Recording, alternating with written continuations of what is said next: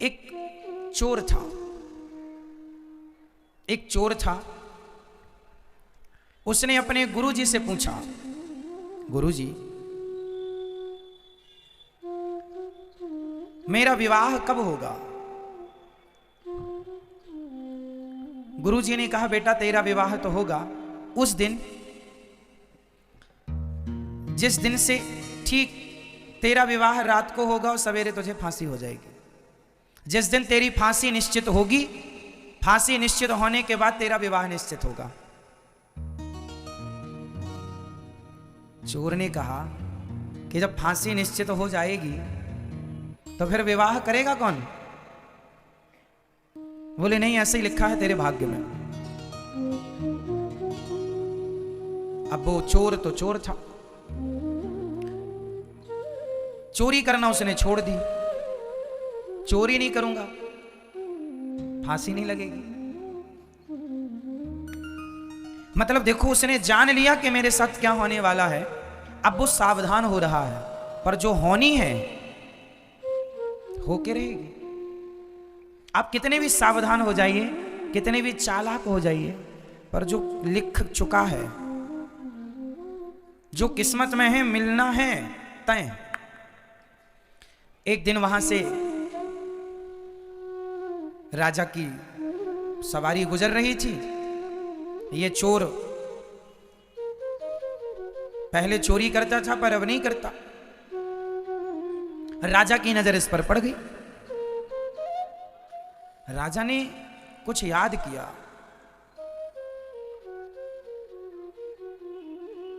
राजा को याद आया, इसने गले में एक सोने का माला पहन रखा था।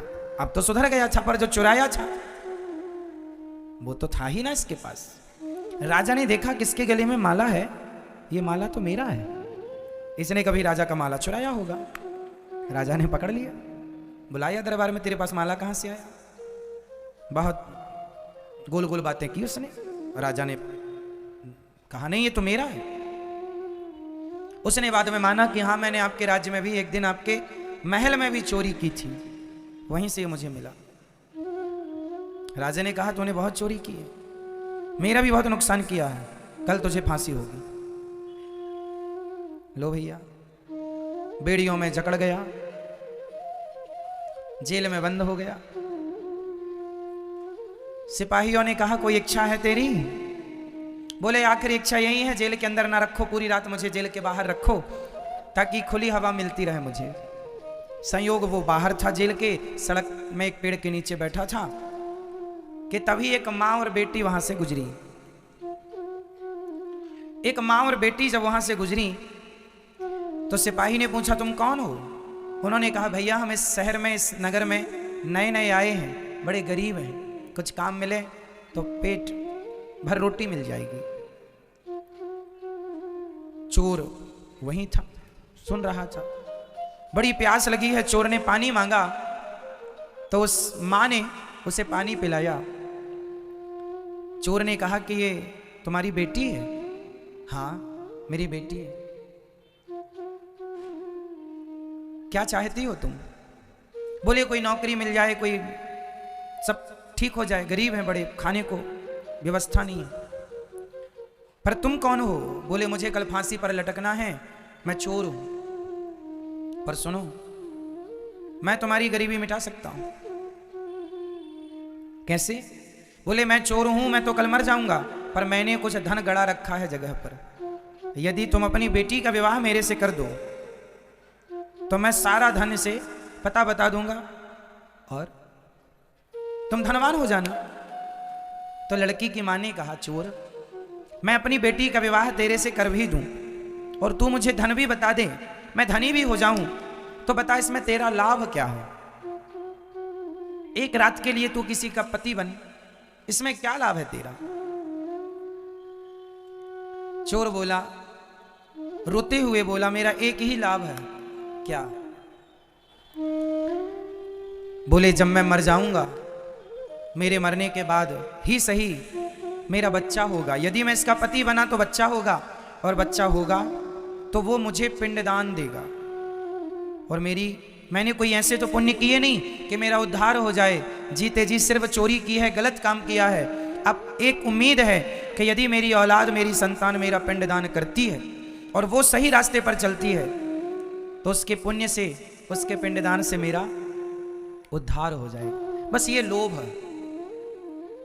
लड़की की माँ ने लड़की से पूछा, ठीक है? उसने कहा माँ जैसा अच्छा लगे। माँ को लगा ठीक है, भटक तो रहे ही हैं, धन मिलेगा, ठीक है। शादी हो गई, पंडित जी को बुलाया, घंटे 2 घंटे में अग्नि जला करके फेरे दिलवाए, विवाह संपन्न हुआ। एक रात वो अपनी पत्नी के साथ रहा। संयोगवश भगवत कृपा के द्वारा वह पत्नी उसी रात गर्भवती भी हो गई। सवेरा हुआ, सूर्योदय होते ही राजा की आज्ञा के कारण चोर को फांसी पर लटकाया गया। चोर मर गया, चोर तो मर गया, इसे धन भी मिल गया उसकी बताई जगह पर। अब क्या हुआ देखिए, अब जो जो जीवन में मिलना है वो कैसे कैसे मिलता है, और जो जो नहीं मिलना वो नहीं मिलता कैसे। ये धनवान हो गए माँ बेटी दोनों। माँ को लगा चलो बेटी का विवाह कर देना चाहिए। इसने फिर बेटी के विवाह का प्लान बनाया। एक लड़का मिला भी, लड़के से कहा विवाह करोगे? हाँ हाँ कर लेंगे। विवाह किया तो उस लड़के ने जिसने विवाह किया संयोग से वो भी एक चोर था। वो चोर था तो रात के ही उसने पूरा बोरिया बिस्तर बांधा, इसका सारा धन उठाया, भाग गया। एक चोर ने धन दिया, एक चोर ने धन ले लिया। अब ये जैसे थे फिर वैसे हो गए। धन जाते ही उस धन के गम में ये मां निपट गई। अब अकेली लड़की बची, और लड़की भी गर्भवती। मजदूरी मांग मांग के जैसे तैसे जीवन गुजारा, बच्चा हुआ, बड़ा हुआ। एक दिन एक राजा के बेटे को एक सांप डसने के लिए बिल्कुल तैयार था। इसने देख लिया तो इसने जाकर उसकी रक्षा करने की कोशिश की, पर पहुंचते पहुंचते देर हो गई और डस लिया। राजकुमार मर गया, परंतु जान बचाने के लिए इसने अपनी जान जोखिम में डाली। राजा ने देखा, राजा ने कहा तू मेरा बेटा। ये राजगद्दी पर चला गया, राजा हो गया। जब राजा हुआ वो राजा मर गया, अब ये राजा हो गया। इसकी मां ने कहा, इसे अपने पति की बात याद आई कि मेरे पति ने कहा था मेरा बेटा पिंडदान करेगा। अब पिंडदान करने के लिए ये गया जी पहुंचा, और जब गया जी में पहुंचा तो जैसे ही पिंडदान करने लगा उसके सामने 3 हाथ खड़े हो गए। एक हाथ इसके पिता का, एक हाथ उस चोर का जो चुरा के भागा, पर एक रात के लिए वो भी पति तो बना, और तीसरा वो राजा जिसने अपने पुत्र की जगह इसे गोद लेकर अपना राज्य दिया। वो 3 हाथ। अब आप लोग उत्तर दो, वो बेटा उन 3 हाथों में किस हाथ में पिंड दे? बताओ, किस हाथ में पिंड देना चाहिए? उसका असली पिता कौन हुआ? वो राजा जिसने अपना पुत्र बनाकर के इसे राजगद्दी दी, या वो चोर जो रातों रात धन चुरा के भागा, या वो जिसने इसे धन दिया इसकी मां को और पहला विवाह हुआ? बताओ, इन तीनों में उसका असली बाप कौन, और वो पिंड लेने का अधिकारी कौन? तीनों हाथ में किस हाथ में वो पिंड रखे? उत्तर दो।